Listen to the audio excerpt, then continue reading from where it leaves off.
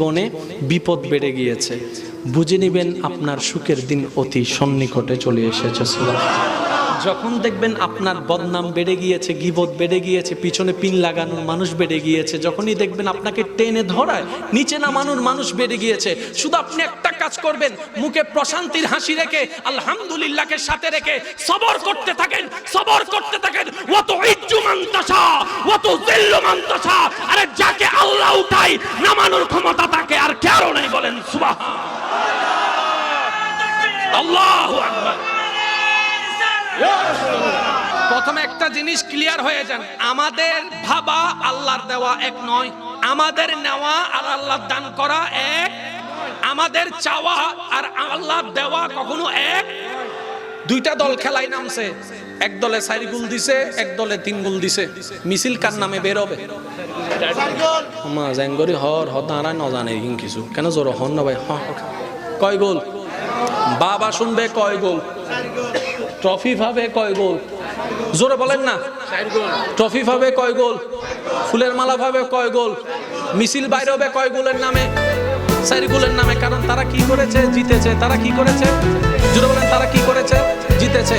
কারবালার ময়দানে এজিদের তলোয়ার, এজিদ বাহিনীর তলোয়ার, ইমাম হোসেন প্রধান ছিল, ওনার গর্দান কেটেছে। তার মানে বাহ্যিকভাবে এজিদ জিতেছে, এজিদ জিতেছে। তাহলে মিছিলটা তো এজিদের নামে হওয়া দরকার ছিল, প্রোগ্রামটা তো এজিদের নামে হওয়া দরকার ছিল, জানটা তো এজিদের নামে হওয়া দরকার ছিল। কিরে আমাদের বিবেক বলে কি? দেখে কি? রব বলে যে তোদের বাবা আলাদা, আমি রবের কুদরত আলাদা। এটা মনে রাখবেন। আপনার ভাইয়া যদি আপনারা নামাইতে চায়, এটা তার জ্ঞান। রবের কুদরত যখন আপনাকে তুলতে চাইবে, এটা আপনার কল্পনার বাইরে। সেজন্য সব সময় তাওয়াক্কুল কার উপরে? আরেকটু জোরে বলতে হবে, কার উপরে? আরেকটু জোরে বলেন, কার উপরে? বাহ্যিকভাবে দেখলো জগৎ এজিদ জিতেছে, তাহলে মিছিলটা এজিদের নামে হওয়া দরকার ছিল। কিন্তু বাংলাদেশের মিছিল প্রত্যেকটা ইমাম হোসেনের নামে। আজকে লক্ষ টাকা খরচ করে হোসাইনের নামে। আপনারাও এসেছেন ইমাম হোসাইনের নামে, আমাদেরকেও ইনভাইট করা হয়েছে ইমাম হোসাইনের নামে। একজন আমি অদম আলোচনা করছি, আরো অনেক উলামায়ে কেরাম দোয়া দেওয়ার জন্য বসে আছেন ইমাম হোসাইনের নামে। আমি কি বুঝাতে পারছি কথা? এজিদের কোনো নাম? এজিদের কোনো নাম? তাহলে ক্ষমতা কার কাছে ছিল? এজিদের কাছে। জোরে বলেন, ক্ষমতা কার কাছে? বাহিনী কার কাছে? টাকা কার কাছে? আরো জোরে জোরে, টাকা কার কাছে? পাওয়ার কার কাছে? ঘোড়া কার কাছে? ওট কার কাছে? জনবল কার কাছে? ইমাম হোসেনের কাছে ছিল শুধু রব্বুল আলামিন। এবার সিদ্ধান্ত আপনার, আপনি কি এজিদের মতো এগুলো নেবেন নাকি রব নেবেন? যদি রব নেন, ইমাম হোসাইনের মতো সিংহাসন হারিয়ে যেতে হবে। ইমাম হোসাইনের কাফেলায় তেমন গোরা, জোরে বলতে হবে, তেমন গোরা।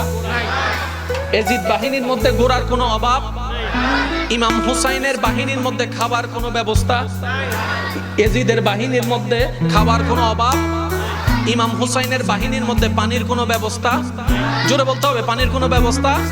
এজিদ বাহিনীর মধ্যে পানির কোনো অভাব, ইমাম হোসাইনের বাহিনীর মধ্যে শোয়ার কোনো ব্যবস্থা, এজিদ বাহিনীর মধ্যে শোয়ার ব্যবস্থা। বলেন না, জোরে বলেন না।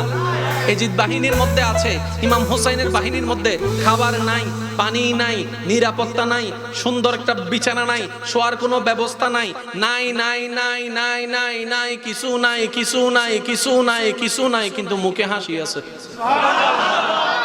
আরেকটু জোরে। আল্লাহর প্রতি কোনো এতেরাজ, আল্লাহর প্রতি কোনো নারাজ, আল্লাহর প্রতি কোনো অভিযোগ, আল্লাহর প্রতি কোনো রাগ, মুখে হাসি আছে। তৃষ্ণার্ত বুক ফেটে যাচ্ছে, মুখে হাসি আছে। ক্ষুধার্ত পেট ফেটে যাচ্ছে, মুখে হাসি আছে। আলী আসগর শাহাদত বরণ করেছে, মুখে হাসি আছে। প্রশান্তির হাসি দেখা যাচ্ছে। এবার সেটা কখন হয়? সাইকোলজিক্যাল সাবজেক্টে গিয়ে আপনি যখন প্রশ্ন করবেন, বলে যে দিল যখন শুকরিয়া আদায় করে তখন প্রশান্তির হাসি মুখে থাকে। চিৎকার দিয়ে বলেন সুবহানাল্লাহ। দিল যখন শুকরিয়া আদায় করে, তো শুকরিয়া কার আদায় করবে? ইমাম হোসেন করলে তো রবেরই করবে। আলহামদুলিল্লাহ বললেই তো শুকরিয়া আদায় হয়ে যায়। এবার রব্বে করিম বলে ওই শুকরিয়াটা হচ্ছে ধৈর্যের অংশ, ওই শুকরিয়া হচ্ছে ধৈর্যের অংশ, ওই শুকরিয়া হচ্ছে ধৈর্যের অংশ। ইন্নাল্লাহা মা সাবিরিন। কারবালার ময়দানে আমি রব্বুল আলামিন হোসাইন